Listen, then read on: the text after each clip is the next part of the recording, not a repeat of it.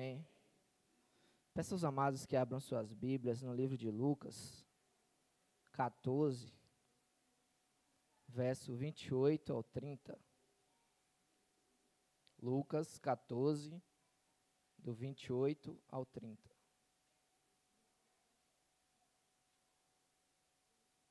Amém?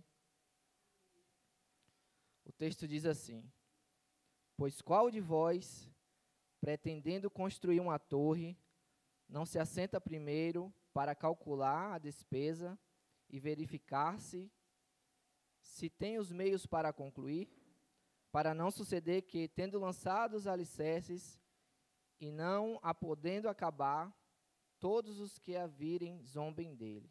Amém? Eu acredito que todos aqui já, quem não tem a casa ainda, mas um parente tem, já ajudou na construção. Quem não tem, está almejando ter, né? O irmão Alex estava compartilhando ali dos planos dele. Pretende, né, ter sua casa e tal. Então, nós sabemos que construir do zero é mais fácil do que reformar, né? Eu trabalho na construção civil já faz 5 anos, eu trabalho com marmoraria e vidraçaria, então a gente visita muitas obras, né?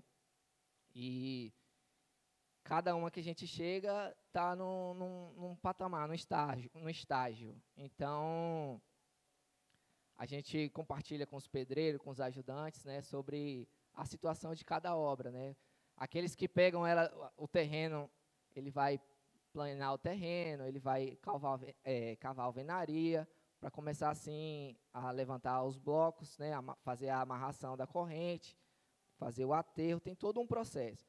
Quem pega para reformar uma casa, já é mais trabalho, porque ele não sabe como está aquela estrutura, ele não sabe como foi feito, né, onde passa encanação, onde passa fiação. Então, dá muito mais trabalho. Às vezes, tem que derrubar uma parede todinha para fazer outra, porque a estrutura que foi feita anteriormente não foi legal.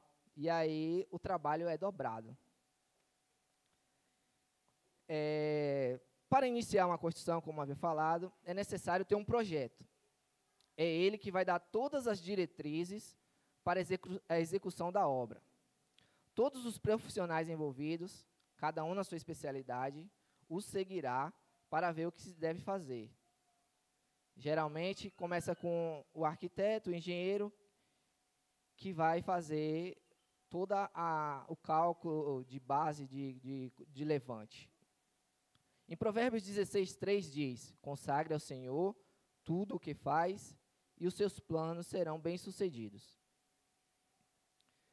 Temos que ter projetos de vida para não ficarmos estagnados. Estudar, viajar, comprar, construir. Isso falando no âmbito material. Mas e no espiritual? Você tem projetado também? Quantas almas você quer ganhar durante o ano? Quantas pessoas você quer evangelizar durante o ano? Vocês têm feito essa pergunta para vocês mesmos? A gente para projetar isso, quando a gente começa, deu o Réveillon ali, o primeiro dia do ano, você para refletir nisso, quantas almas eu vou ganhar esse ano para Jesus? Para quantas pessoas eu vou falar do amor dele? É difícil, né? É uma pergunta que quando eu estava escrevendo o texto, eu me fiz essa pergunta, né? Porque é algo que passa despercebido. E nós temos que ter isso em mente, temos que ter esse projeto de vida. Em qual ministério eu vou me envolver e me dedicar, porque todos nós temos habilidades. Uns afloram mais que outros, mas todos nós temos habilidades, porque na obra do Senhor, não há espaço para desocupados. Todos têm que estar engajados. Se você não tem o dom de cantar, não tem o dom de tocar, mas você pode vir varrer a igreja, lavar o banheiro, limpar as cadeiras. Você pode ir ajudar quando tiver o café da manhã com os moradores em situação de rua. Você pode estar ajudando na obra, estamos em obra. Final de semana foi, foi tenso, né? A gente fazendo a massa ali para poder fazer o contrapiso. Foi assim, para o corpo foi muito desgastante. Mas, sabendo que é para Deus, isso é revigorante, né? A gente chegou assim, carregamos muita areia, né? Os meninos da massa ali, sarrafiando no chão, eu falava assim, cara, coitado dos irmãos que estão agachados ali, sarrafiando o piso, que não é uma tarefa fácil, mas nós demos o nosso melhor para Deus, nós contribuímos da melhor maneira possível, e todos nós temos esse privilégio, porque o dom da vida Ele nos deu. Então, por que não retribuir ao Senhor com coisas poucas, né? Dedicar uma parte do nosso tempo que a gente poderia estar no celular, a gente poderia estar vendo televisão, jogando o tempo fora com coisas fúteis, mas estamos ali fazendo a vontade de Deus, fazendo a obra do Senhor. Depois do projeto tem o alicerce. Começamos a casa pela base. Preparamos o terreno, nivelando ele, procurando o lugar mais firme para começar a escavar. Depois colocamos a massa, os blocos, as ferragens, para que essa base fique bem sólida. Em Mateus 7, 24 e 25 diz: todo aquele, pois, que escutas essas minhas palavras e as pratica, assemelhá-lo-ei ao homem prudente, que edificou a casa sobre a rocha, e desceu a chuva e correram rios, e assopraram ventos, e não caiu, porque estava edificada sobre a rocha. Como está a sua base? Ela está bem sólida, ou qualquer vento ou tempestade a derruba? Você já parou para pensar nisso? Diante das adversidades, você se mantém de pé, confiante em Deus, ou logo fraqueja e desiste e cai na tentação? Cristo tem que ser nossa estrutura, nossa confiança tem que estar depositada somente nele. Então, se nós temos a base sólida que é Cristo, nenhuma tempestade nos derruba. Nós podemos até balançar. Nós vemos, né, lugares como o Japão, né, tem muitos problemas ambientais, né, os desastres, essas coisas. Então, quando eles fazem a estrutura do prédio, eles fazem algo assim muito bem projetado, coisa de última geração, que os prédios eles balançam. Você imagina um arranha-céu daquele de 100, 200 andares, e ele balança realmente, mas como a estrutura é bem feita, ele não cai. Balança, mas não cai. Então, você como cristão, você tem sido assim? Balança, mas não cai?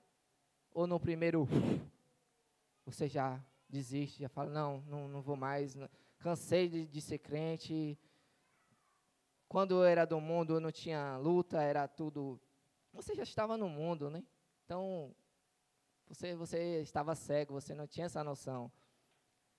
E você se torna crente, aí as lutas começam a vir, Deus provando, ou até, às vezes até a sua própria escolha faz com que você passe por essa adversidade. Porque na maioria das vezes, né, são as nossas escolhas que faz com que a gente passe por provas. A gente fala às vezes que é Deus provando, mas nem sempre é Deus. Às vezes nós mesmos nos colocamos nessa situação.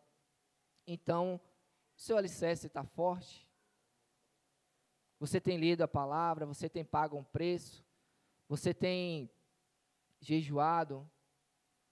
Você tem dedicado o seu tempo com Deus? O quartinho de escuta, você tem praticado?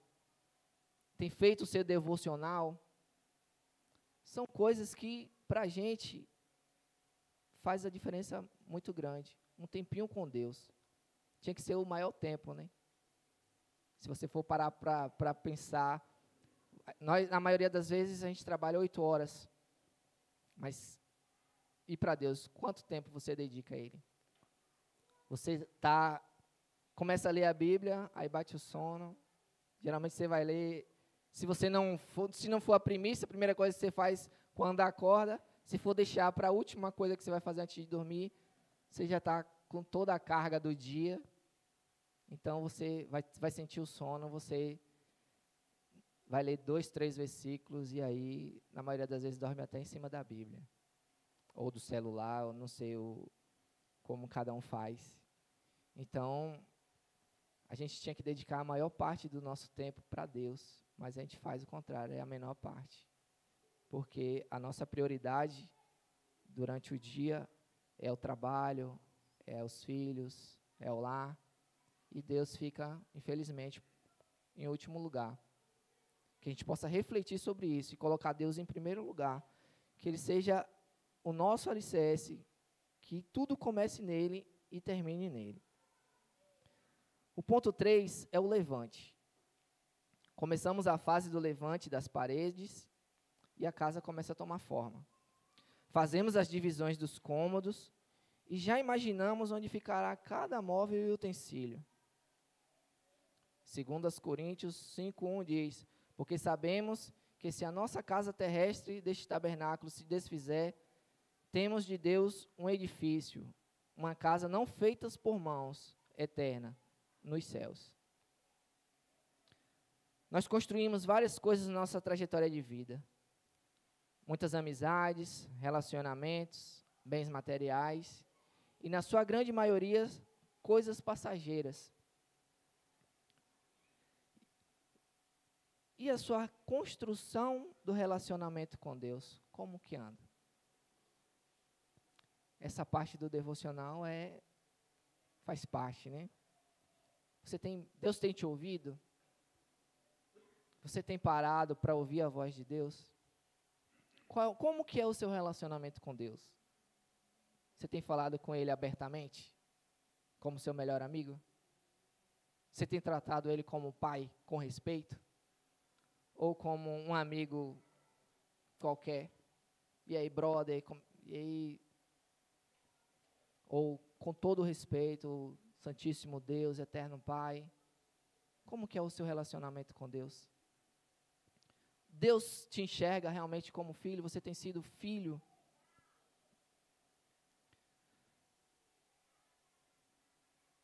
Outra pergunta. Em qual cômodo Deus está na sua vida? Ele está no quarto principal, na suíte? Ou Ele está naquele quartinho lá dos fundos, onde guardamos aquilo que não usamos e deixamos de lado? São perguntas assim, que questionamos a nós mesmos. E nesse momento de reflexão, você olha e vê quanto...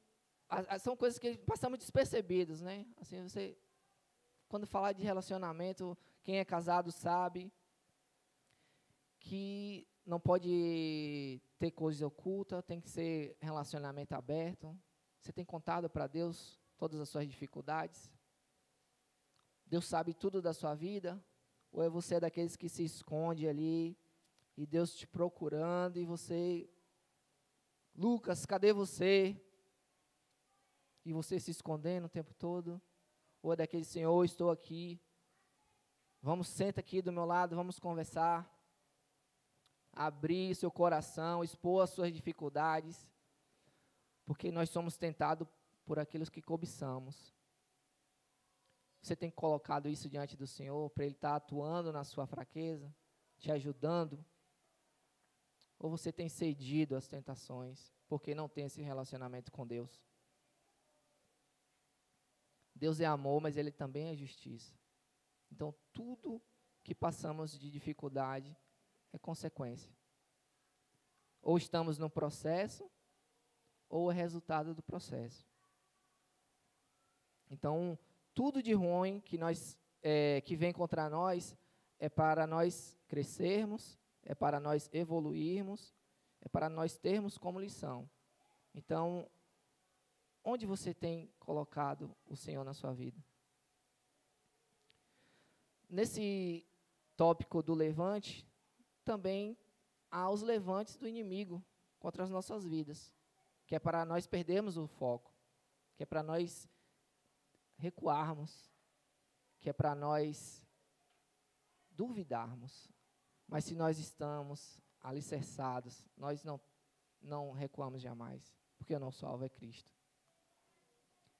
Em nenhum momento nós vamos titubear, porque Deus é o nosso alicerce, Deus é a nossa rocha, a nossa fortaleza.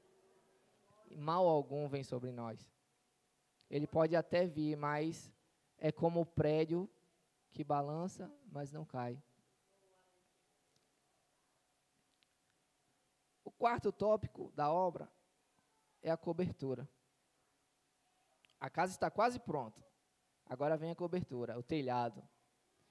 Ele vai proteger da chuva, da luz potente do sol, das sujeiras trazidas pelo vento, das folhas que caem das árvores. Salmos 3:3 diz: mas tu és o escudo que me protege, és a minha glória e me fazes andar de cabeça erguida. Assim como a casa, precisamos dessa cobertura nas nossas vidas. Precisamos de um mentor. Um exemplo são os bispos, né, nossos mentores. São as pessoas que pagam o preço por nós, com quem nós nos aconselhamos, né, trocamos experiências. E eles oram por nós, nos orientam como ter uma vida de santidade em Cristo. Precisamos compartilhar essas experiências, viver o evangelho pleno. Devemos também ter cuidado, porque não é com qualquer pessoa que você deve contar tudo sobre a sua vida, pois quem não ajunta, espalha. Não é verdade? Então, quando você para se aconselhar com uma pessoa que tem experiência de vida, que tem uma bagagem espiritual e religiosa, eu tenho certeza que ali sairão palavras proferidas que vai mudar a sua vida. Agora, quando você para se aconselhar com pessoas que não têm essa bagagem, você vai fraquejar, você vai recuar. Às vezes a gente vem com um plano que na nossa mente é magnífico, aí você conta uma pessoa dessa desanimada, desencorajada, que não tem Cristo, ela fala, não, nem vai, que não vai dar certo. Aí vai contar uma experiência que teve ou que alguém teve. Ah, nem vai, menina. Ah, meu sonho é ter uma loja de roupa. Ih, nem vai, tem tanta loja de roupa em Arraial. Ah, eu quero abrir um restaurante. Menina, tem muito restaurante aí, inventa outra coisa. Aí você vai contar do seu marido, da sua esposa, dos seus filhos, e aí vai receber palavras que não condiz com a sua realidade, com aquilo que você não queria ouvir. E aí, você desanima, você questiona a Deus, você para duvidar. Essa parte que eu falei aqui, que o telhado protege da sujeira trazida pelo vento, as folhas caem. Às vezes as folhas caem no telhado e impede a passagem da água, e a água começa a vazar pelo telhado, e começam as goteiras, né? Então, essas goteiras na nossa vida é o pecado, que é algo que incomoda. Quem já teve uma goteira na casa, em cima da cama, então, hein? Na hora que você está dormindo ali, e a goteira tuc, tuc, tuc, caindo no rosto, é algo que incomoda. O pecado é assim, ele incomoda. O pecado, ele nos machuca, ele nos fere. E se a gente tem uma vida em pecado e ainda compartilha isso com essas pessoas que já estão em pecado, então vai acrescentar em quê? Em nada. Aí eu volto àquela parte anterior. Se você tem um relacionamento com Deus e você lança para Deus esse seu pecado que está sendo recorrente, eu tenho certeza que Ele vai te mostrar onde você está errando. Ele vai te dar a palavra certa. Ele vai usar pessoas para levar a palavra até você. Ele vai falar com você através da oração. Ele vai falar com você através da Bíblia. Isso aqui para mim é um desafio. Porque eu sou um pouco tímido. Depois que eu comecei a trabalhar com vendas, assim, minha timidez, a Bia, que é minha esposa, me conhece, sabe muito bem disso. Depois que eu comecei a trabalhar com vendas, assim, eu tive que sair da caixinha, né? Tem que ser espontâneo, conversar com as pessoas, criar um relacionamento. Então, mas escrevendo isso aqui, vendo, porque a gente para pesquisar os versículos e tudo, então a gente aprende muito. Então, a gente, no meu caso, eu me encorajei. Eu tô tranquilo. Se eu disser que eu estou nervoso, eu estou mentindo. Eu estou tranquilo, porque eu creio que o Espírito de Deus está aqui. Ele tá usando para falar com cada um. Assim como ele falou comigo, ele está falando. Eu acredito que ele está falando com muitos aqui. Porque nós temos que nos deixar ser usados. Nós temos que ter esse relacionamento. Porque esse processo de construção de uma obra, eu trouxe todos os tópicos trazendo aplicação para as nossas vidas. Porque é algo que tem muito a ver. Então, se a gente parar para refletir, a gente tem falhado muito.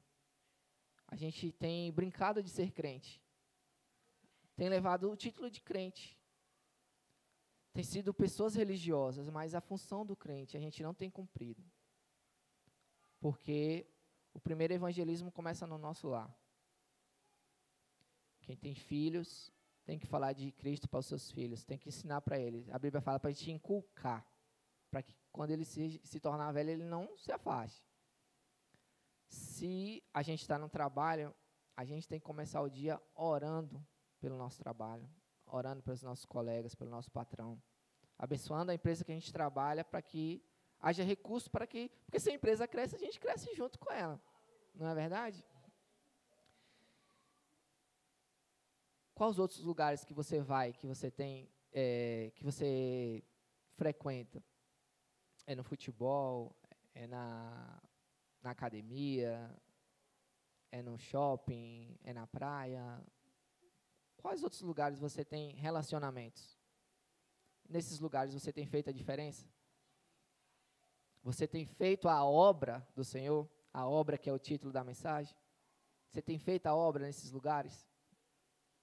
Você tem praticado a palavra para essas pessoas? Levado para ela esse ide do Senhor? Às vezes fala, é porque eu não entendo muito de Bíblia, mas o seu testemunho é a maior pregação que existe. Você vai falar para a pessoa como você era e como você se tornou, o que Deus te tornou. O tópico 5 é o acabamento. Agora vem a fase do acabamento. São os detalhes que fazem a diferença. Você pode deixar tudo lindo, maravilhoso, ou pode pôr tudo a perder. Geralmente, é a fase mais cara da obra. Quem tem um poder aquisitivo maior, contrata um design de interiores para que o ambiente fique mais harmonioso possível. Quem não tem, vai naquilo que sonhou, naquilo que desejou, naquilo que o poder aquisitivo permitiu. É quando os sentimentos estão à flor da pele, você quer terminar logo, você não aguenta mais, é pedreiro, é ajudante, o dinheiro acabou e tem muita coisa para fazer. O estresse está lá no alto, mas no final é compensatório, porque tudo ficou pronto.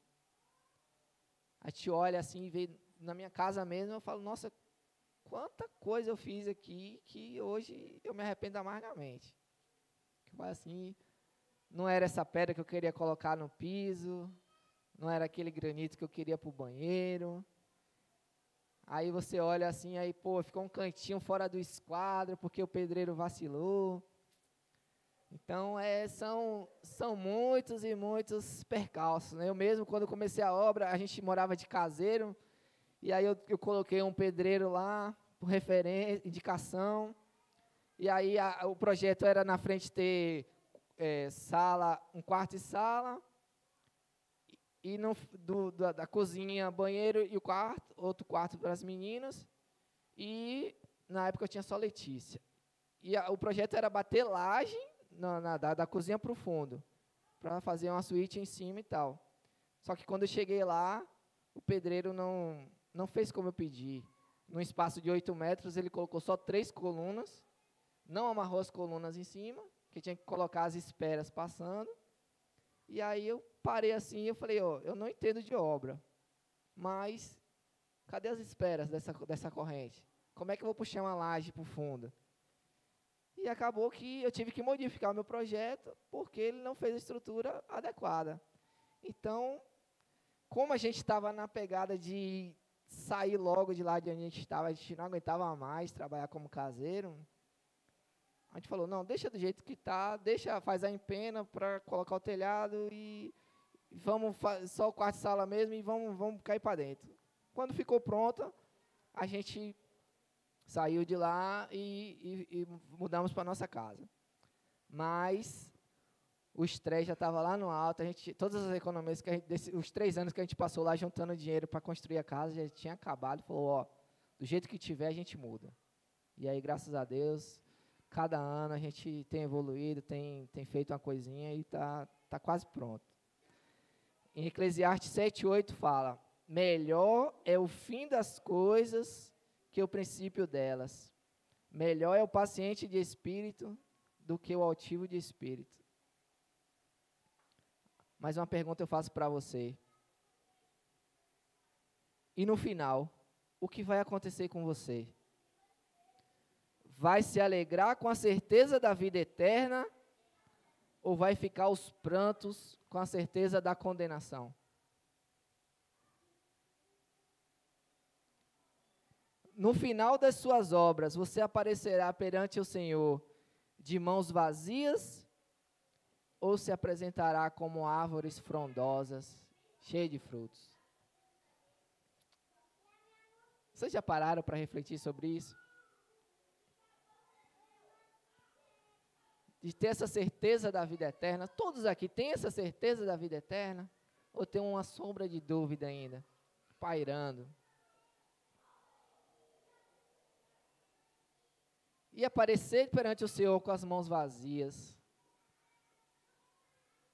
Já pensou nisso?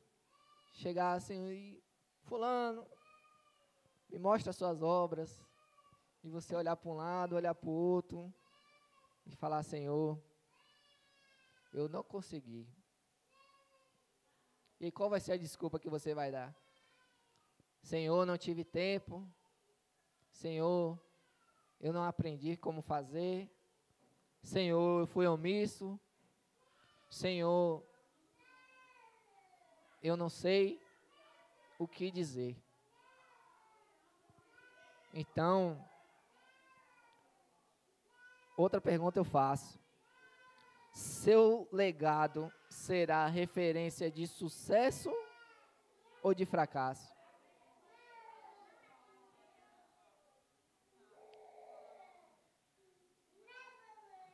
Como as pessoas veem você? Porque, infelizmente, tem situações que nós usamos máscaras. Que é como eu me vejo e como as pessoas me veem. Às vezes, na igreja a gente é uma coisa, no trabalho a gente é outra, em casa a gente é outra. Eu já vi alguns relatos, assim, de crianças falando, né? Tipo assim, eu queria que meu pai fosse em casa como ele é na igreja. Queria que minha mãe fosse em casa como ela é na igreja. Aquela pessoa que ora, que se derrama e tal. E em casa só misericórdia. A mesma coisa no trabalho. As pessoas olham assim e falam, fulano, crente? Desde quando? Desde quando fulano é crente? Fulano que aqui xinga e faz, apronta, e sem testemunho nenhum. Ele pode ser crente, mas é daqueles que só tem o título de crente. Essa é a referência que você quer deixar para os seus filhos? Essa é a referência que você quer deixar para as outras pessoas? Primeiro você tem que viver o evangelho para você mesmo. O que vai transparecer é o que você vive. Essa questão da máscara, isso aí é relativo. Não tem nada oculto que não venha a ser revelado. Nós usamos as máscaras. Eu falo nós de um âmbito, né, porque, querendo ou não, às vezes a gente passa por situações que a gente, como eu falei anteriormente, né, a gente recua por uma atitude, uma palavra proferida ou algo do tipo. Então a gente acaba usando essas máscaras. Mas se a luz de Cristo brilha em nós, o evangelho é pleno. Não é bacana quando a pessoa fala, você é crente, não é? Você tem algo diferente. Seu olho brilha de uma forma diferente. Eu vi isso de um bêbado. E ele falou assim, você é crente? Aí eu falei, graças a Deus.